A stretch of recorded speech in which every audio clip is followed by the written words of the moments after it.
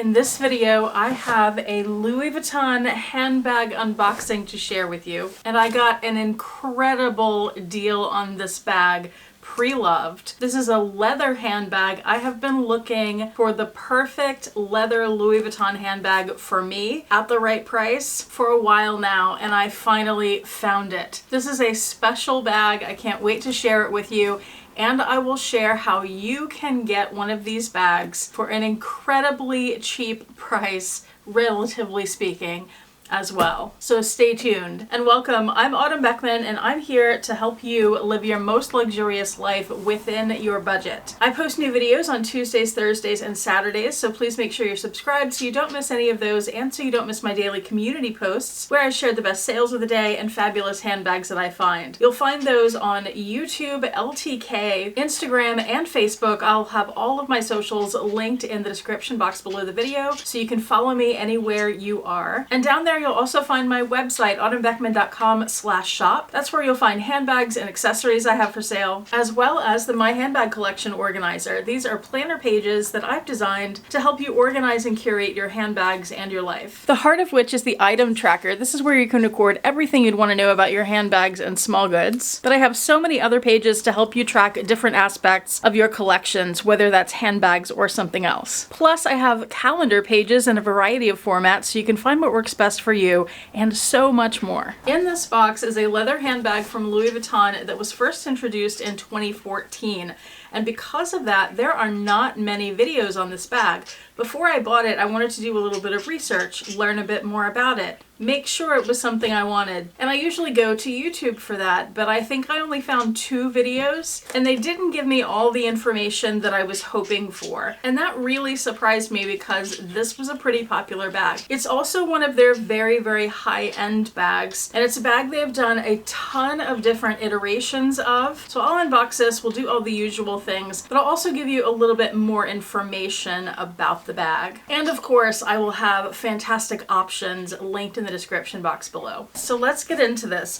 Full disclosure, I have already opened it, peeked at it, and I've even carried it once or twice just to make sure, while it was still in the return window, that it was something I wanted to keep. I also requested, it's hard to pick up, gift wrap, which is this. I'll show you that a little bit better. I purchased this from, can you see it there, The Real, and their gift wrap is just a box. It's a nice box, love the color.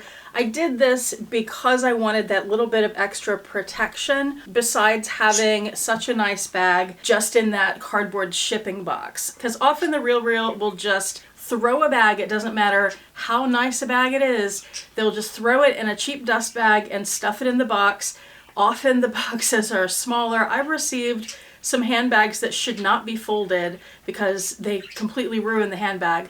I've received them folded and ruined and had to send them back. I wanted to do whatever I could to hopefully prevent that from happening, even though their workers should be trained to not do those things. But apparently they're not. So here is the Real box. And inside, it did come with the original Louis Vuitton dust bag, so pull that out. And I will say, even with the extra that I paid to get this extra box, the bag did still come a little bit folded. I'll show you that in a second, but it hasn't hurt the bag, thank goodness. Let's open up the drawstring on this bag and reveal the Louis Vuitton soft locket.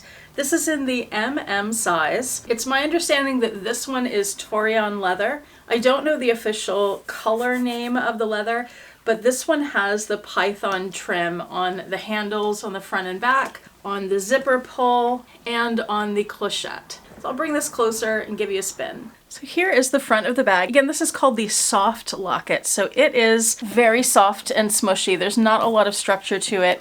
In the pictures, I'll just put a picture up here. You'll see that it's kind of smashed in on the sides. It's supposed to be shaped like that. But when you just have it carried by the top handle, that shape will straighten out. One of the things that I was a little concerned about when I saw the other 2 videos that I found on this was the leather looked very stiff. However, I'm not finding that to be the case in person. It's not the smushiest leather ever, but it's not as stiff as I thought it was. It's pretty smushy. It has enough smush that I love it.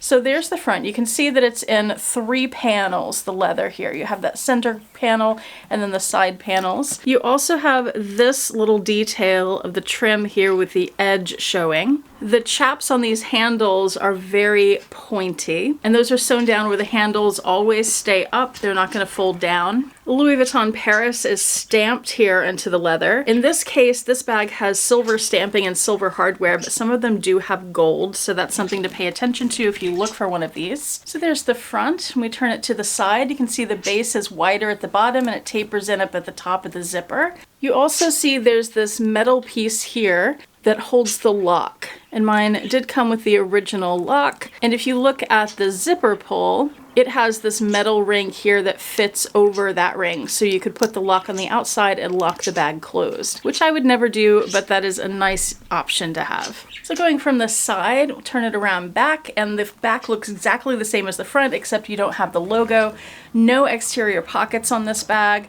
The other side looks the same. You have this little pull tab in the same color as the bag, so that is not in the Python. And on the top of the bag, you have that zipper that obviously is very long, so you get a nice big wide opening. And I'm going to show you the 2 things on this bag that are wear that maybe some people would consider damage, but considering the deal I got on this bag and the overall condition of it, I'm okay with this. So the first thing, and this was disclosed in the photographs in the listing, is it has these stains here. Now I have no idea what that is. It looks like it could be paint. I don't know why a bag would be put down in paint or anything else. I haven't tried cleaning it yet because I wanted you to see what it looked like that, but I will try at some point, and whether or not it comes off, I'll be okay with it because it's on the bottom of the bag where I don't see it. We do have 4 feet, which is nice. You can see how the center panel wraps around to the bottom and there's a seam, and then the side panels come down and they fold over to make those ends of the bag.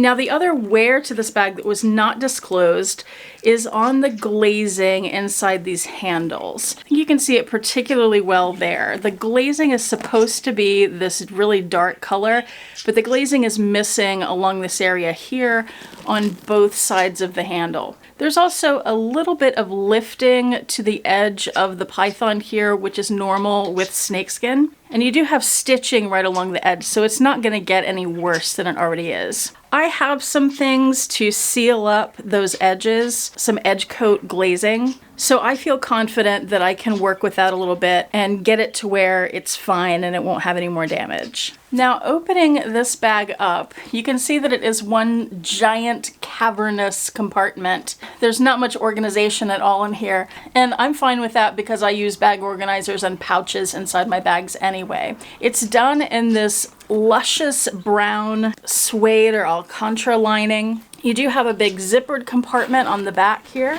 and the inside of that compartment just looks like that. And then on the other side, you have 2 slip pockets with a pen. I've been looking for this pen. I was wondering where that went. So 2 little slip pockets on the front. And you can see it still has a blue sticker on that hardware there, which is just the other side of where the lock is attached. This is a very well-loved bag. I think that's pretty obvious.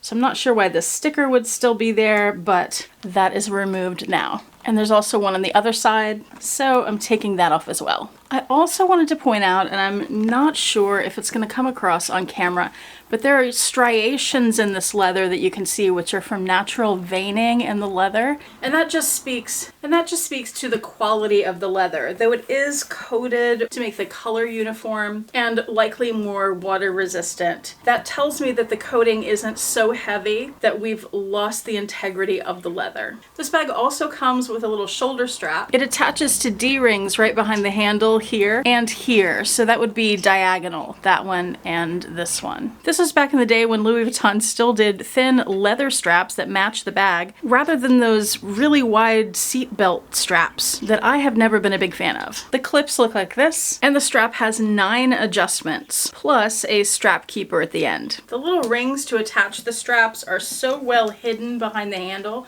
that it's a little bit difficult to get the strap on and off. And I don't think I will ever carry this bag with a strap. I got this bag to be hand carry, but I do want to show you what it looks like with the strap. So there's that.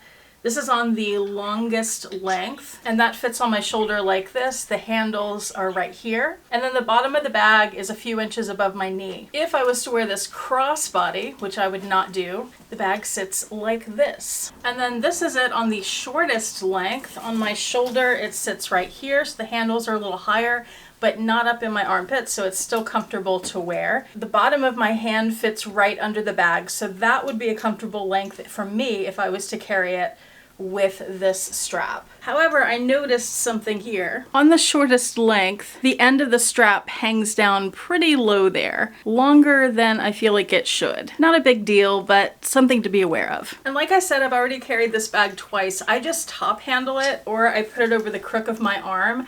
And because it's a soft bag, it molds to your body, and I have found this so comfortable to wear. It does have a little bit of weight to it, but I've carried my usual things in it, and it's kind of a big bag, so it's gonna fit just about anything. Because of that, I'm not gonna do a wet fits. But even with all my stuff in it, I've carried it all day twice, and it has not felt heavy or burdensome at all, which I was very surprised by because I thought it would be. I also am not happy that it has the wear that it has on it, but it does make me feel a little more comfortable throwing this bag around, because I got it to be a very casual piece that I can pick up and wear with just about anything, being in these neutral colors. Now let me show you what else it came with. Besides the dust bag and the lock and key, it also still had this original little dust bag for the lock and key, and inside that are these papers. There's this little sticker and this little materials card which says outside and inside calf leather. So I'm guessing the inside is suede, not any kind of faux suede, which I would expect for this bag. And then python trimming, and then on the back it says the same thing in French.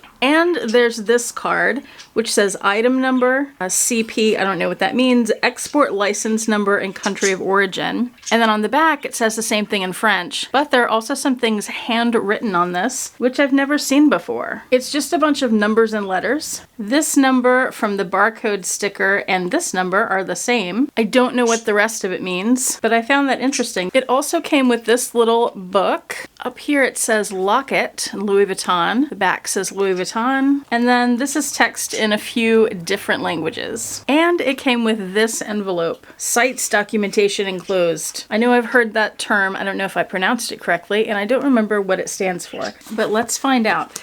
I was wondering if there might be a receipt, and apparently I have not opened this yet, so apparently this is it. This says, thank you for your purchase of an exceptional piece from the Louis Vuitton collection. Enclosed, please find a copy of the Sites document, which details the origins of the exotic skins that make up your exceptional piece. Should you choose to travel internationally with your exotic piece, please check the requirements of your departure destination, blah, blah, blah. Sites is the Convention on International Trade in Endangered Species. We have our answers. Here is the full document. It says the exporter is Louis Vuitton in France, and the importer is Louis Vuitton North America, the 57th Street store in New York. So let me know if you know, does that mean that Louis Vuitton had this shipped over, or does that mean a customer bought it in France? And because it has exotics and that can get tricky with customs, Louis Vuitton was listed as the official importer and the buyer just went back to New York to pick up the bag they had already purchased in France. Which one of those is it? Let me know. Either way, it's nice to have some provenance. And speaking of provenance, I should show you two things inside the bag. This little tag says Louis Vuitton Paris made in France. And then this was back when they were still doing date codes. And this one is inside the pocket on the seam. There's this little tab. And this reads MI2155. So that would be, if I remember correctly, the 25th week of 2015. And the MI would be France. Now, though the soft locket was only introduced in 2014, the locket bag has been around since 1958. Some of you will remember that I have another locket bag, the Suhali locket. This one is in the PM size as opposed to the MM. The Suhali leather is goat leather. This is in the color bronze, and you see the structure is very different on this bag. It has the smooth structured leather on the base, which is very, very structured. You cannot crush that at all. Then this Suhali leather, which is goat skin, very soft and smushy. And then another piece of the more structured leather on the top. and it's same on the back. So Louis Vuitton has done so many different iterations of the locket. In fact, they just released a new one called the Neo locket in a PM and an MM size. The soft locket comes in this MM and a smaller PM size. And at the time these were released, and for quite a number of years, the locket and the capucines were Louis Vuitton's top two bags. They were the most high-end, the most expensive. For example, in summer of 2014, when this bag was released, the all-leather capucines was $5,600, and this one in all leather was $4,250. It was in the fall that they released the python trim. And I had wanted one of these. I was able to see them in the store when they were still in the stores. I've wanted one for many, many years, but the retail on them is so high. I actually got this one for under $1,000. I got it for $700, which is crazy deal compared to what it would have been retail. This would have been more than $4,000 because it has that python. I wasn't able to find an original price on this version, but if any of you can, or you happen to know what it was, I would love to know. And I will say that finding a soft locket in that price point is not that unusual these days. Usually they are over $1,000. Like this pink one, which happens to have a Louis Vuitton bandeau wrapped around each handle, is currently at $900, and I'm gonna have it linked below for you. I think it may be in better condition than mine is, plus you get those two Louis Vuitton bandeaus, which you could, if you didn't want them, you could turn around and sell those and get a few $100s back and get the bag even cheaper. As you can tell, since I have two locket bags, I love this style. There are two others that I would also love to have. The fetish locket in the BB size. Now, when I say fetish locket, you may be thinking of this one that's more of a wristlet. It has a metal bracelet that attaches your wrist to the bag, almost like a handcuff. So there's that one. That's not the one I want. It's this one here, the BB size. It's just a little small monogram one, but with white glazing, and I think it's really cute.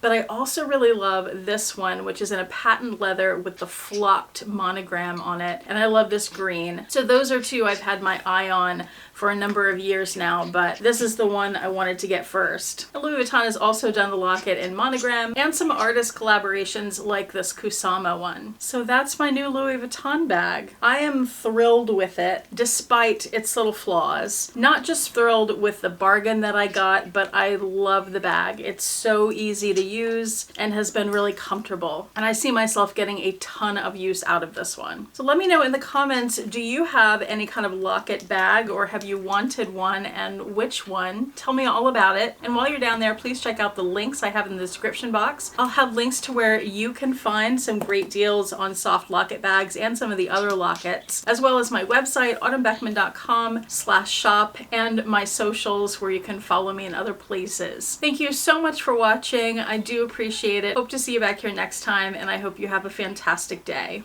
Bye.